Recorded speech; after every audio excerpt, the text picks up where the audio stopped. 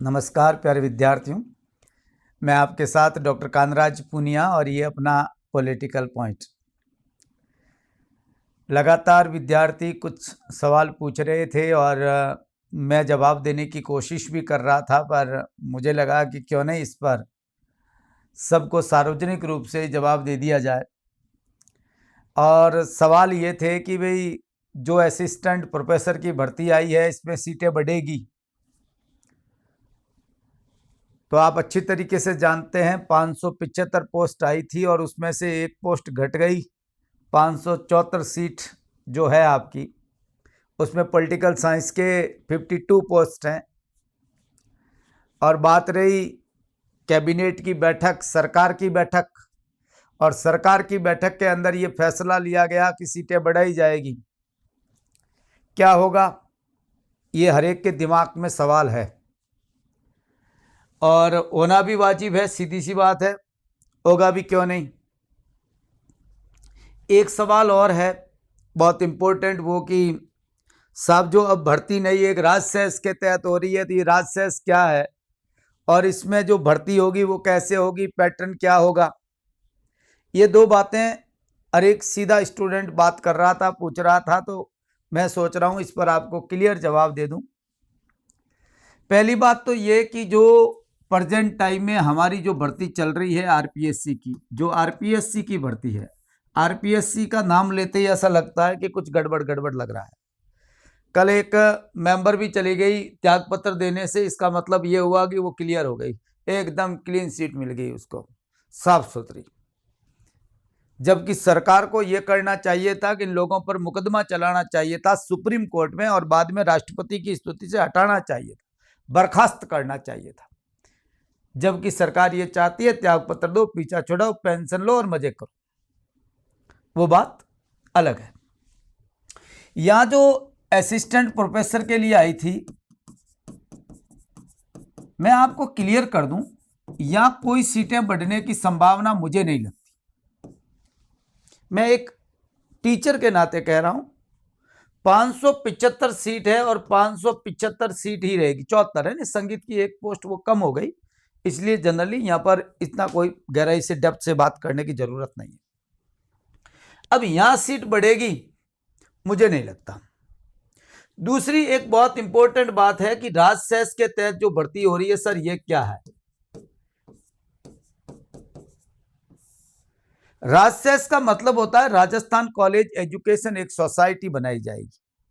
ऐसा अभ्यास गवर्नमेंट पहले कर चुकी है, खासतौर से जो हमारे मेडिकल कॉलेजेज हैं विद्यार्थियों, उसके अंदर ये बात गवर्नमेंट काम ले चुकी है, यूज कर चुकी है, और मेडिकल कॉलेजेस के अंदर ये सफल भी रहे हैं।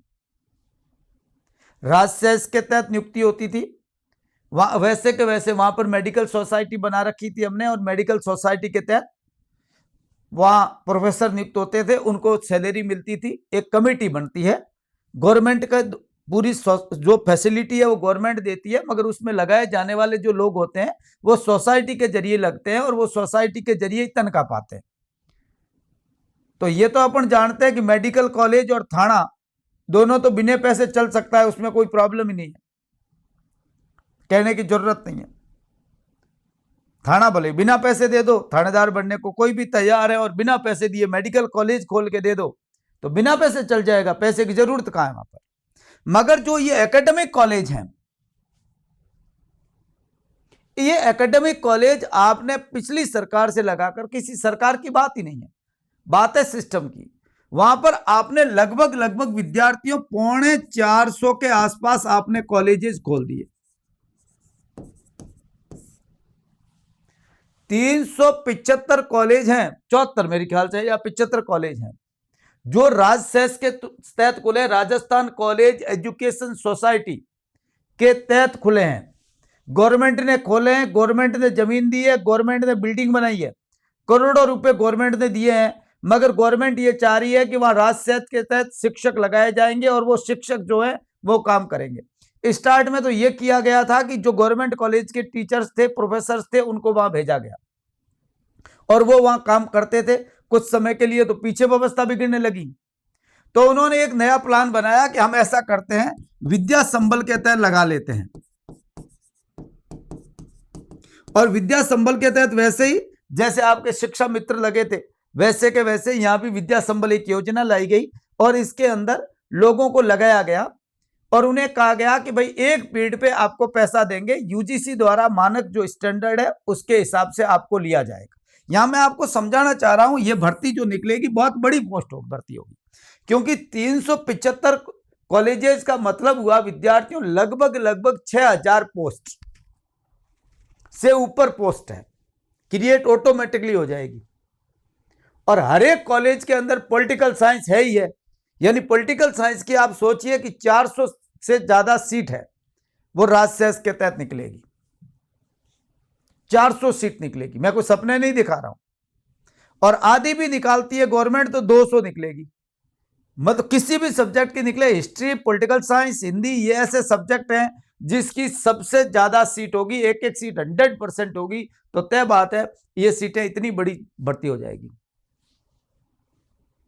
विद्या संबल में जिन लोगों को लगाया गया इनको यह कहा गया कि आप सेमेस्टर सिस्टम के तहत काम करेंगे, 6 महीने आपके अंदर आपको 180 पीरियड देंगे और 180 पीरियड के अंदर जितना आप पढ़ाओगे उस हिसाब से हम आपको सैलरी दे देंगे। और तय किया गया था 40,000, हम उनको 40,000 गवर्नमेंट पैसा देती थी, 40,000 इसको मिलता था पर मंथ, एक सब्जेक्ट का, एक टीचर को 3 पीरियड उसे पढ़ाने होते थे, फर्स्ट ईयर, सेकंड ईयर और थर्ड ईयर, और कुछ था नहीं उसके पास, काम आराम से कर रहा था। 6 महीने बाद फिर एफिडेविट देता था, आ जाते थे, लगा लेते थे। 1 साल पहले वो लोग चले गए हाई कोर्ट, ये 2 साल से प्लान चल रहा था, 2-3 साल से प्लान चल रहा था, लंबे समय से ऐसे हम कर रहे थे। तो उन्होंने क्या किया, इससे बाद वो चले गए हाई कोर्ट। हाई कोर्ट जाकर उन्होंने कहा साहब हमें बार बार हटाते हैं, लेते हैं, जब दूसरा ले ना उस समय हमारे को प्रेफरेंस दे। ये हाई कोर्ट में गए और ये कहा जब तक सीट सरकार स्थायी रूप से नहीं बढ़ देती है तब तक, जब लिए जाते हैं तब तक हमें प्रेफरेंस दी जाए, हमें पहले लिया जाए, जो हम लगे हुए उन्हें पहले लिया जाए। तो हाई कोर्ट ने आदेश दे दिया कि जो लोग लगे हुए हैं इनको आप प्रेफरेंस दो और प्रेफरेंस दे के पहले उनको लगाओ, और वो नहीं आते तो दूसरे को लगाओ। ये नोडल कॉलेजेस जो डिस्ट्रिक्ट लेवल पर खुले हुए हैं, इन हर एक डिस्ट्रिक्ट लेवल पर एक नोडल कॉलेज है, उनको यह आदेशित कर दिया गया और डायरेक्टरेट के आदेश के हिसाब से वो वैसा कर रहे थे और कर रहे हैं। सरकार के दिमाग में विचार आया 40,000 तो बहुत ज्यादा है, क्या किया जाए। यूजीसी मानक पूरे जो करने हैं तो यूजीसी के हिसाब से तो क्वालिफिकेशन पूरी होनी चाहिए, तनख्वाह नहीं दिया तो क्या फर्क पड़ता है। और उन्होंने यही किया विद्यार्थियों की, सरकार ने तय किया कि डॉक्टर जब 28,000 में लग सकता है, लगा रहे हैं ना, आपको पता है। और जिस समय डॉक्टरों की बात चल रही थी उस समय हम चुप थे, और अब हमारी बात चल रही है तो और कोई चुप है। भाई मानना तो पड़ेगा, क्लियर बात है। क्यों? क्योंकि जब तक हमारी आदत है कि हमारे घर में आग नहीं लगेगी तब तक हमारा कोई मतलब नहीं है, हम किसी को साथ नहीं देंगे। बात ही हम सोचते ऐसा है, हमारी मानना यह है। और कितना खतरनाक होता है आप अब देख लीजिए। अब सरकार ने कहा कि जो यूजीसी स्टैंडर्ड रखते हैं उनको 28,000 रुपए मंथली देंगे। एक असिस्टेंट प्रोफेसर की तनख्वाह 28,000 रुपए में लेंगे, इनको लगाएंगे। ये सरकार तय कर चुकी है और बहुत जल्दी ये होगा। ये नहीं होगा, ये होगा, जो होगा वो मैं कह रहा हूं। मैं आपको बेमतलब के सपने नहीं दिखा सकता, और सपने बेमतलब के दिखाने का मतलब है कि आपको लगेगा कि यहां सर कई जगह आपकी बात हो सकती है, मेरी बात कड़वी लग जाए, मगर जो सच्चाई है वो आपके सामने आएगी, क्योंकि हम सब चुप हैं। इसलिए तो कहा जाता है जलते घर को देखने वालों, फूस का छप्पर आपका भी है। आग के पीछे तेज हवा है, आगे मुकद्दर आपका है।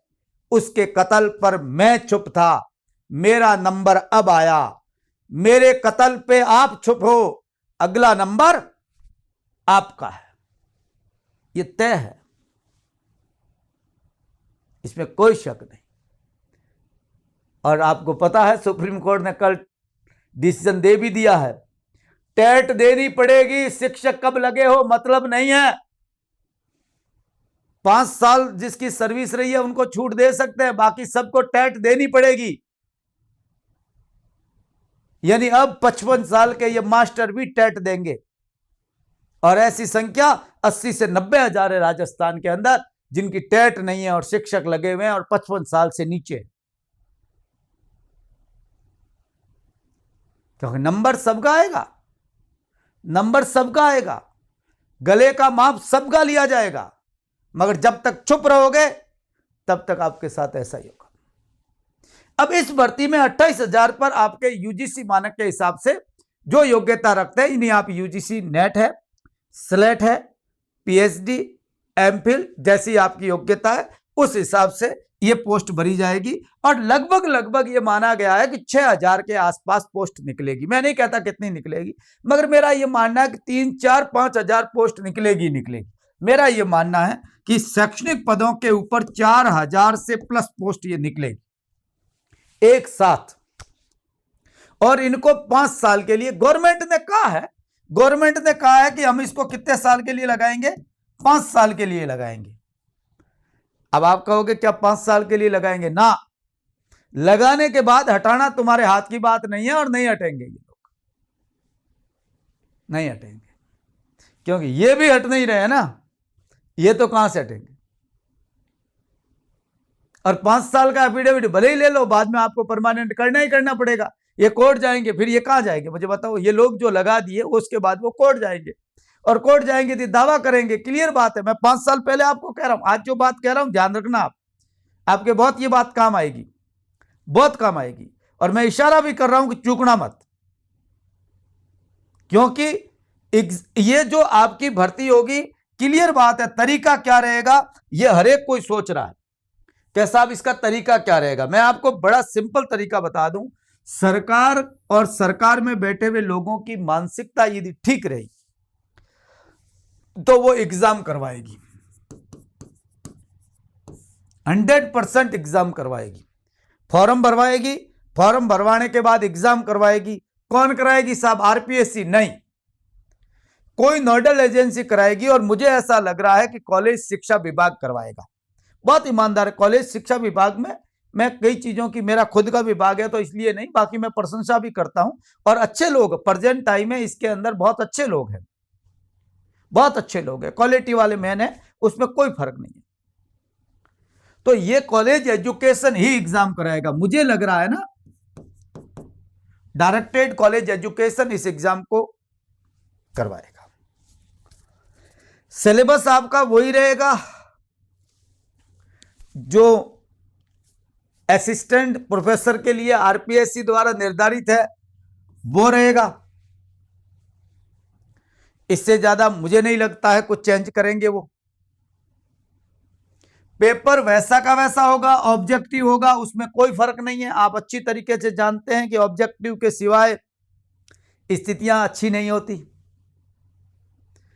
इन लोगों को बोनस मिलेगा कि नहीं मिलेगा, ये विद्या संबल वाले गीत गाएंगे, अभी विरोध करेंगे, प्रदर्शन करेंगे और कुछ करेंगे, कोर्ट जाएंगे, खतरे में है, वैसे हैं, वो है, ये बातें करेंगे। ये बात करने है, तय बात है, ये करने है, क्योंकि इनके पास ही तो अपना है ना ऑप्शन। क्लियर बात है। अब पहले अनुमान लगा देना और पहले बात कहना ही सही है, बाद में क्या पता चले। यहां ये जाएंगे तब ये जाएंगे, तो यहां इनको छूट देना मैं तो गैरवाजी मानता हूं कि कोई छूट नहीं मिलनी चाहिए। एग्जाम दे, पास करे और आ जाए, 5 साल के लिए लगा लेंगे।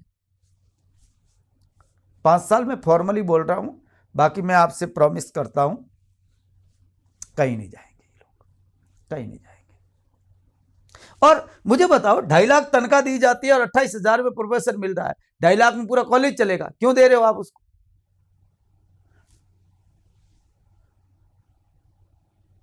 आप सोच रहे हैं मैं कह रहा हूं तो आप मुझे कहोगे कि आप ऐसे कैसे कह देते हैं, हम क्या योग्यता मानक बराबर नहीं रखते? तो रखते हैं। तो मैंने कब कहा आवाज आप मत उठाओ? मैं तो कहता हूं आवाज उठाओ, चुप तुम हो, क्योंकि माप जब हमारा था तब तुम चुप हो, और तुम्हारा माप होगा उस दिन दूसरा कोई चुप रहेगा, और वो जो चुप रहेगा उसका नंबर जल्दी आएगा। यही तो बात मैं कह रहा हूं। मास्टर क्या सोच रहे, बिना टेट के निकल जाएंगे? अभी हालत देख लेना, टाइम आ जाएगा। या आप एग्जाम दीजिए, मेरिट में आ जाइए, लग जाइए। अब इसकी बात ये नहीं है कि आप ये सोच रहे हैं कि साहब आप शिक्षक जो संगठन है हमारे, वो भी इस बात का विरोध कर रहे हैं। ABRSM हायर एजुकेशन का मेरे ख्याल से राजस्थान का बड़ा संगठन है, वो कंटिन्यू इसका विरोध कर रहा है, कह रहा है ये क्या है, जब यूजीसी के हिसाब से 57,000 रुपए मासिक वेतन मिलना चाहिए उनको, तो 57,000 रुपए उनको देने पड़ेंगे।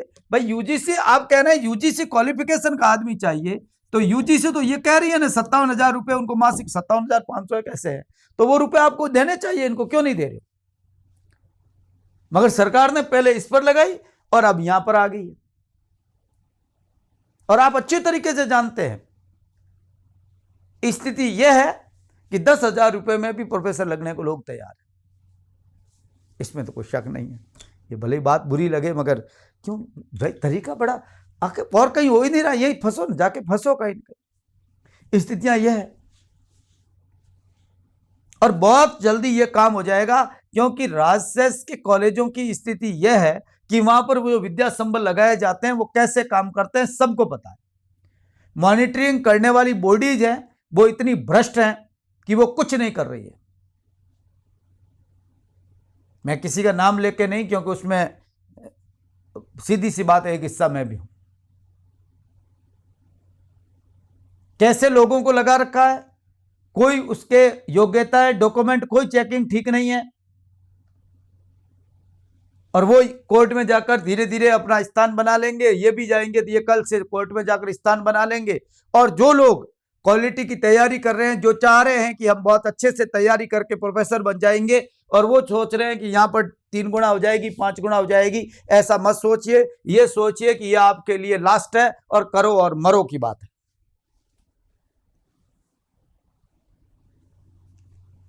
यहां पर इसके बाद बड़ा मुश्किल काम हो जाएगा, क्योंकि जितने भी पिछली सरकार ने कॉलेज खोले, और इस सरकार ने राजसेस के तहत ही स्टेब्लिश किए हैं, गवर्नमेंट के कॉलेज खोले ही नहीं गए। और राजसेस कॉलेजों की स्थिति यह है कि 50% कॉलेज में न्यूनतम सीटें हैं, वो भी भरी नहीं गई, यानी वहां सब्जेक्ट कुछ तो बंद हो गए। इसलिए मैं कह रहा हूं पॉलिटिकल साइंस बंद नहीं होगा, पॉलिटिकल साइंस सब कॉलेजों में चलेगा, हिंदी सब में चलेगा, हिस्ट्री सब में चलेगा, ज्योग्राफी चलेगा, ये बंद नहीं होंगे। मगर बाकी सब्जेक्ट जो है, सोशियोलॉजी है, पब्लिक एडमिनिस्ट्रेशन है, या संस्कृत है, ऐसे सब्जेक्ट जो खोले गए, वो सब्जेक्ट बंद हो गए, लगभग हो ही नहीं रहा एडमिशन, बच्चा लेना ही नहीं चाहता एडमिशन, और जो एडमिशन नहीं लेगा ये सीटें भरी नहीं जाएगी, ऐसे ही रह जाएगी। इसलिए मैं तो एक बात कहूंगा, ये जो सीटें बढ़ने की बात, जो 29,000 या 28,000 जो भी बात राजसेस में चल रही है, 29 होगा, कोई मत कह देना साहब 29,500 है, ऐसी बात मत कर लेना ना। जो भी है वो तनख्वाह जो गवर्नमेंट जो निकालेगी, वो एजेंसी और परीक्षा की कैसे होगी ये तय नहीं हुई है, मैंने आपको अनुमान बताया है, और तय बात है भर्ती ऐसे होगी। मैं तो आपको एक स्टूडेंट, एक शिक्षक के नाते ये कहूंगा, आप तो यहाँ अपनी जान फूंक दीजिए, क्योंकि योग्य है, और जान फूंकी हुई आपकी यहाँ बैठ जाएगी, यहाँ हो जाएगा, और यहाँ नहीं होता है तो यहाँ हो जाएगा। ये कोई ऐसा मत सोचिए, ऐसा मत सोचिए कि यहाँ केवल केवल इतना ही है। एक बार आ जाओ, अन्याय किसी के साथ नहीं होता। मैं कल परसों एसआई की भर्ती की बात कर रहा था, मुझे एक स्टूडेंट ने फोन किया, साहब इनके जिनको आपने बाहर निकाला उनके प्रति आप सिंपैथी क्यों नहीं? मैं नहीं सिंपैथी रखता हूं, मैं कायदे की बात कर रहा हूं।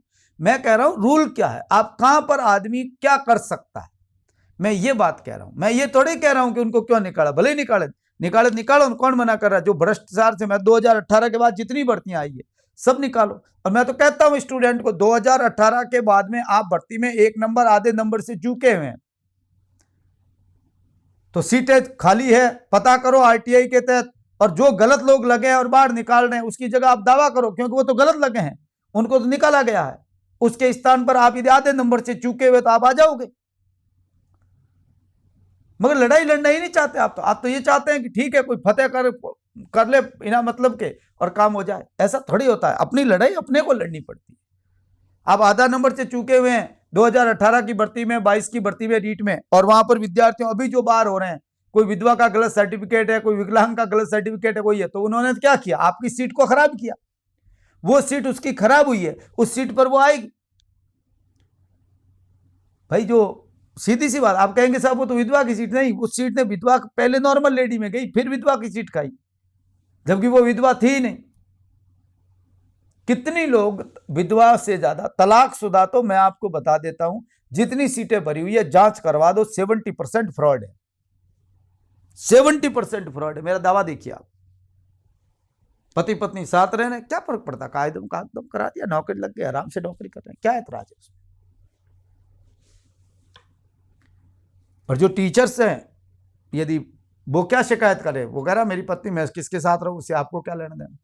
और डर किसको नहीं लगता, दुनिया में सबको लगता है। और आज का युग ही डर का युग है, भय का युग चल रहा है। इसलिए मैं एक बात कहता हूं, राज सेस में ये पोस्ट बहुत अच्छी पोस्ट आएगी, मगर आपको ये अपनी जिंदगी की ये जरूरत है और ये ख्वाहिश है। जरूरतों में और ख्वाहिशों में बहुत फर्क होता है, बहुत फर्क होता है। ये ख्वाहिश है आपकी, ये जरूरत है आपकी, हमारी जरूरत है, हम कुछ नहीं कर, क्या करें ऐसी स्थिति में, यहां ठीक है, मगर हमारी ख्वाहिश ये रहे। हमारी लड़ाई जो है वो जरूरतों से है, हमारा सपना है वो ख्वाहिश से है। तो लड़ाई लड़िए और सपने देखिए, बहुत अच्छी मेहनत करिए। और कोई इसमें नहीं है, आप ये सोच रहे हैं 52 बहुत ज्यादा पोस्ट होती है, 52 हमारे टाइम में 6 पोस्ट थी भाई साहब, अच्छी बहुत अच्छी भर्ती है, नंबर कोई कम नहीं है।